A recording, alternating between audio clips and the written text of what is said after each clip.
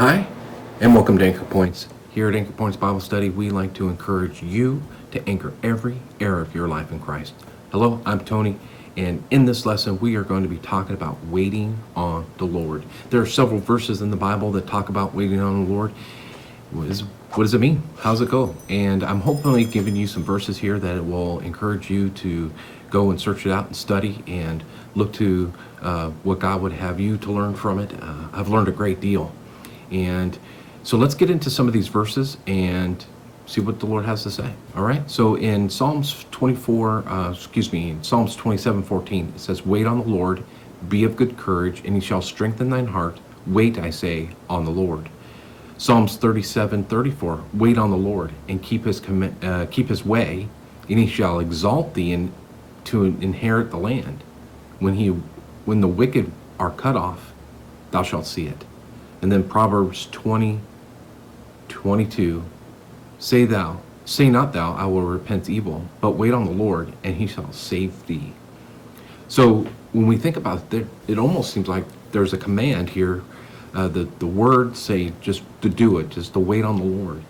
But I'm under the impression that this wait on the Lord has nothing to do with inactivity. I think it's like, like a person at a restaurant who will wait tables. They will, make sure that everything's taken care of you. They're not waiting on something. They're not like being inactive. It's something that you have to keep going forward with. And I think the same concept is true here. And another verse I'd like to pull out is in Isaiah. It's 40 verse 31. It says, "But they that wait upon the Lord shall renew their strength. They shall mount up with wings as eagles. They shall run and not be weary. They shall walk and not faint." Man, what a great set of verses that we've seen here. And when we consider the verses, we consider the things that God has. Let's look at this one a little bit. Again, I don't think it's promoting inactivity. I think it's just taking God's word and allowing God to work in our life in such a manner that there are benefits for just letting God do his work in and through us. The first one is being renewed in our strength. I had when I first got saved, had a pastor who really took me under his wing, and loved that man.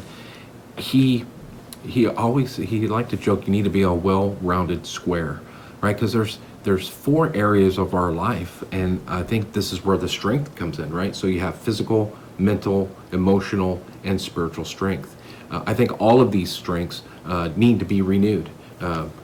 Our physical bodies, when we look at our physical bodies, we need to go to sleep. Our bodies will force us to sleep. It's like we can't just stay up. Our bodies actually need to go to sleep. We need to withdraw ourselves from things, right?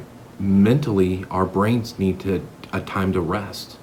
I think that's, personally, I think that's why Bible studies are good. I think that morning quietness time is good for our mental, emotional strengths. I think that, getting away and taking time to be renewed in our emotions also helps.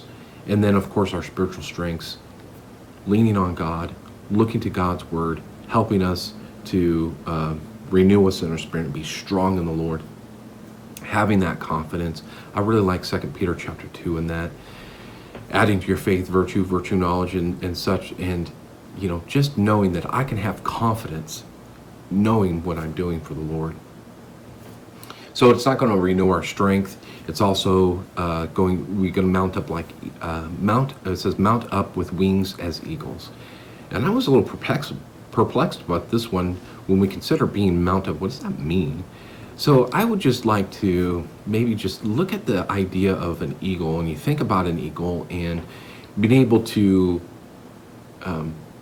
go high, right? So when you get up high in the air's cleaner. You can get above the clouds, and you never see the cloud. You never have a cloud-filled day. You think about the quietness. You think about having the eyesight, right? The eye of an eagle, or being able to see things. And it's kind of amazing. You think about some of these illustration God uses in the Bible, but the eagle is phenomenal. The third thing here is run and not be weary. You wouldn't know it, but I would say 8 years ago I ran a marathon, and I have to say I believe that running is probably the most taxing thing on a person's body. It takes so much of everything, especially when you're starting into long distances like 10, 15, 20 miles. Their body is exhausted. But when we run with the Lord, I think the exertion is not just a physical exertion. I think it's an emotional exertion. I think it's a mental exertion. And I think it's also a spiritual exertion.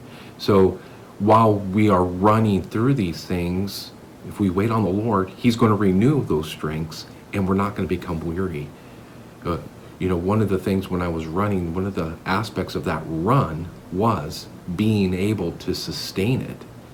So at that high level, well, you can't stay at that high level for all the time. There has to come a time where you back it down.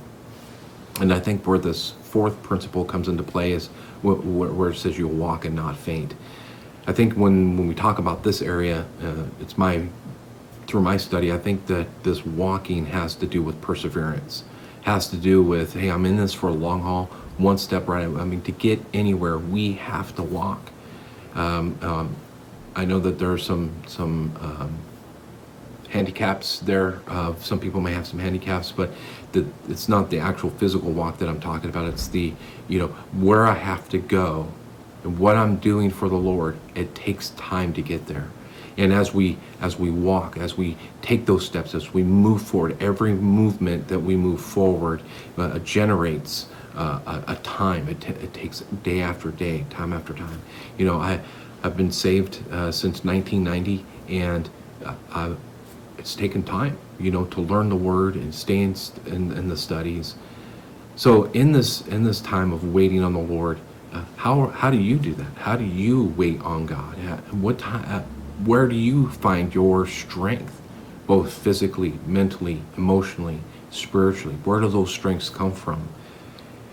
I want to caution, maybe even warn, that we cannot rely on people to do that. People will fail us. People will provide. I love my wife and family and things like that, but only God is going to be always faithful. So here at Anchor Points, are you waiting on God? Are you waiting on the things of God and doing the things that God would want you to do? And I hope this was an encouragement to you, and that you can help anchor every area of your life in Christ. So until next time, I hope you have a great day.